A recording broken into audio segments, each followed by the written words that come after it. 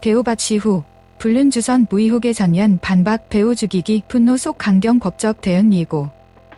배우 박시후가 유부남 지인에게 여성을 속이해 주어 가정 파탄의 주범이 되었다는 충격적인 폭로에 대해 명백한 허위사실이라며 침묵을 깨고 강력하게 반박했습니다. 박시후 측은 해당 폭로와 관련하여 어떠한 산처도 없는 민형사상 법적 조치를 천명했으며 한 측근은 이는 배우를 사회적으로 매장시키려는 악의적인 의도다며 격한 분노를 표출했습니다. 이번 논란은 지난 5일 자신을 인플루언서라고 밝힌 A씨가 자신의 소셜미디어, SNS 계정을 통해 박시후를 직접 겨냥하는 폭로성 게시물을 올리면서 시작되었습니다. A씨는 캐걸 시후야. 우리 가족 유엔빌리지 살 때 나한테 형수님 하더니 황씨, 전 남편 한테 여자 소개해준 게 2020년도부터라며 박시후가 자신의 전 남편에게 여성을 소개해왔다고 주장했습니다. A씨는 주장이 근거로 자신의 전 남편과 박시후가 나눈 것으로 추정되는 모바일 메신저 대화 내용 일부를 특처하여 공개했습니다. 또한 박시후의 소셜미디어 계정을 직접 태그하며 적당히 했어야지. 얘 아빠한테 여자 연결고리, 가정 파탄의 큰목 담당, 틱톡 호스트 계속 할 거임 이라며 비난의 수위를 높였습니다. 나아가 그녀는 통화 녹음도 갖고 있어. 드라마 이번에 한다며? 축하한다. 선물 줄 거 좀 있어? 고소해. 난 애도 잃고 더 이상 잃을 거 없어서 말이지. 잃을 게 없거든. 지리 차 빼고 딱히 라며 추가 폭로와 법적 다툼도 불사하겠다는 강경한 태도를 보였습니다. 이번 불륜주선 의혹은 박시후에게 더욱 치명적으로 다가왔습니다. 그는 지난 2013년 연예인 지만생으로부터 성폭행 혐의로 기소되며 연예계에서 퇴출될 위기를 겪은 바 있습니다. 당시 약 4개월간의 치열한 수사와 법적 공방 끝에 고소인이 소를 취하하고 검찰이 공소권 없음으로 사건을 종결지으며 법적으로는 혐의를 벗었습니다. 하지만 이 사건으로 인해 그의 대중적 이미지는 큰 타격을 입었고 이전처럼 활발한 활동을 재개하는데 큰 어려움을 겪어왔습니다. 그런 상황에서 또다시 사생활과 관련된 구설에 휘말리면서 그의 연기 경력에 또 한 번의 심각한 위기가 닥친 것입니다. 박시후가 침묵을 지키는 동안 A씨의 폭로에 등장하는 관련 인물들이 직접 입장을 밝히며 사건은 새로운 국면을 맞았습니다. 먼저 A씨의 전 남편이 직접 나섰습니다. 그는 한 매체와의 인터뷰를 통해 박시후는 고향 선후배 사이일 뿐 그에게 여성을 소개받은 사실이 결코 없다고 의혹을 전면 부인했습니다. A씨가 공개한 문자 메시지에 등장하는 계좌번호는 박시후 어머니의 것이 맞지만 이는 개인적인 금전 거래였을 뿐이며 여성의 사진은 자신이 다른 경로로 받아 박시후에게 전달한 것이라고 해명했습니다. 특히 그는 A씨와 이미 6년 전에 이혼한 사이임을 강조하며 아무 관련 없는 박시후를 끌어들이는 것은 금전적 요구를 위한 의도가 아닌지 의심스럽다고 주장했습니다. A씨가 불륜상대로 지목하며 사진을 공개했던 여성 B씨 또한 직접 등판했습니다. B씨는 A씨의 게시물의 댓글을 통해 저는 이 글에 언급된 인물들과 일면식도 없는 사람이라고 선을 그었습니다. 이 업체 사진을 무단으로 사용하고 허위사실과 함께 유포하는 행위는 명백한 명예훼손에 해당한다며 이로 인해 심각한 오해와 피해를 받고 있다. 현재 모든 게시물을 캡처하여 증거를 보존했으며 즉시 삭제 및 정정 조치가 이루어지지 않을 경우 강력한 법적 대응을 고려하겠다고 엄중히 경고했습니다. 논란이 확산되자 박시후의 소속사 후팩토리츠도 마침내 공식 입장을 발표하며 정면 돌파에 나섰습니다. 소속사는 최근 게시된 배우 박시후가 유부남에게 여자를 소개해주었고 가정 파탄에 큰 몫을 하였다는 내용의 게시글은 전혀 사실무근의 허위사실임을 명확히 밝힌다고 강조했습니다. 이어 법무법인 ENT를 법률대리인으로 선임했음을 알리며 언론중재위원회 조정 신청, 허위글 게시자에 대한 정보통신망법상 허위사실 유포로 인한 명예훼손 고소 등 가능한 모든 민형사상 법적 조치를 신속하게 준비하고 있다고 밝혔습니다. 소속사는 박시후에 대한 확인되지 않은 허위사실을 무분별하게 유포하거나 악의적인 기반글을 게시하는 모든 행위에 대해 증거를 수집하고 있으며 이러한 2차 가해 행위에 대해서도 예외 없이 법적 조치를 취할 것이라며 허위사실 유포 등 불법 행위는 배우에게 회복하기 어려운 타격을 주는 만큼 그 어떠한 상처나 합의도 없을 것이라고 강경한 입장을 덧붙였습니다. 박시후의 한 측근은 언론과의 전화통화에서 격한 분노와 답답함을 토로했습니다.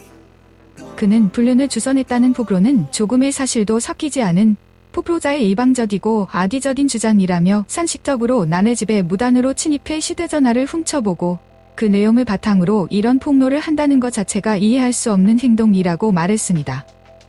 또한 폭로 이후 A씨의 전남편 되시는 분이 직접 언론을 통해 박씨후와 무관함을 밝혔음에도 폭로가 계속되고 있다며 돈을 노린 것인지는 알 수 없으나 박씨후 입장에서는 그야말로 마른 하늘의 날벼락처럼 황당하고 억울할 수밖에 없다고 전했습니다. 특히 이 측근은 박씨후가 과거 A씨에게 형수님이라고 부르며 잘 따랐는데 무슨 억하심정이 있어서 이런 일을 벌이는지 모르겠다며 이런 식의 근거 없는 폭로는 한 배우의 인생을 끝장내겠다는, 즉 배우를 죽이려는 의도로밖에는 해석되지 않는다고 분통을 터뜨렸습니다. 한편 박씨후는 최근 TVCHOS UN 예능 프로그램 아빠하고 나하고에 출연하여 가족과의 일상을 공개했으며 2022년 촬영을 마친 미국 드라마 리메이크작 멘탈리스트의 공개를 앞두고 있어 이번 사건의 향방에 더욱 비추가 주목되고 있습니다. 과거의 그림자, 산재의 논란을 이해하기 위한 2013년 박씨후 사건의 재구성. 앞서 다룬 불륜 주선 의혹이 박씨후에게 유독 치명적인 이유는 그의 경력을 송두리째 흔들었던 과거의 한 사건 때문입니다. 대중의 기억 속에 여전히 깊이 각인된 2013년 성폭행 피소 사건의 전말을 되짚어보는 것은 현재 그가 처한 위기의 무게를 이해하는 데 필수적입니다. 당시 최고의 주가를 올리던 신사 이미지의 배우는 어떻게 한순간에 추락했으며 양측의 주자는 어떻게 엇갈렸을까요? 2013년 2월 14일 밤 모든 것은 서울 청담동의 한 실내 포장마차에서 시작되었습니다.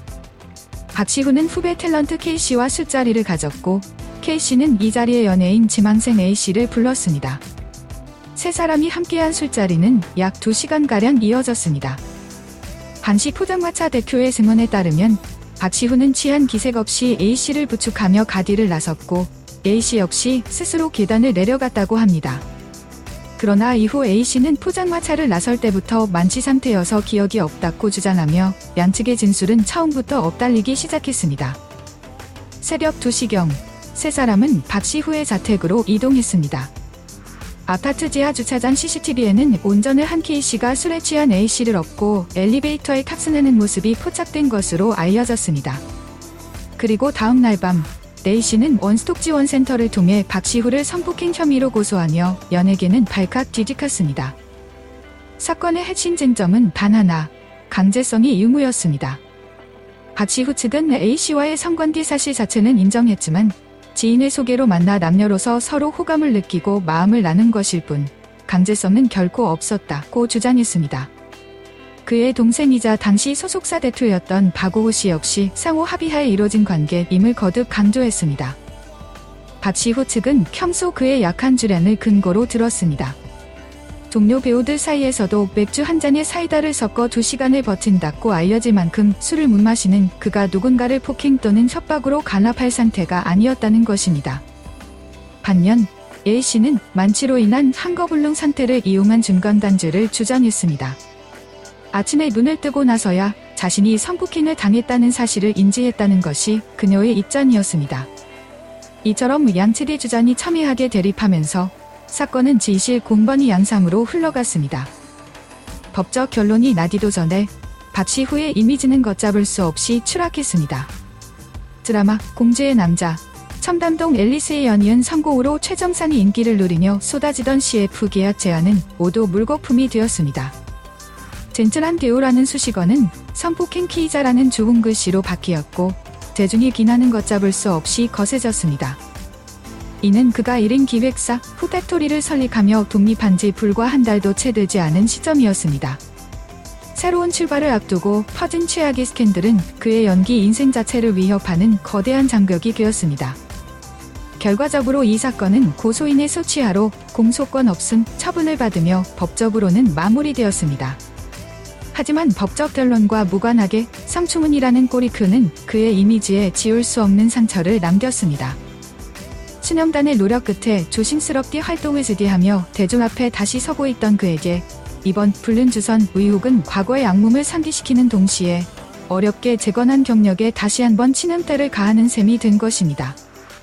과거 사건의 전말을 아는 대중이 산재의 논란을 더욱 엄중하게 바라보는 이유이기도 합니다.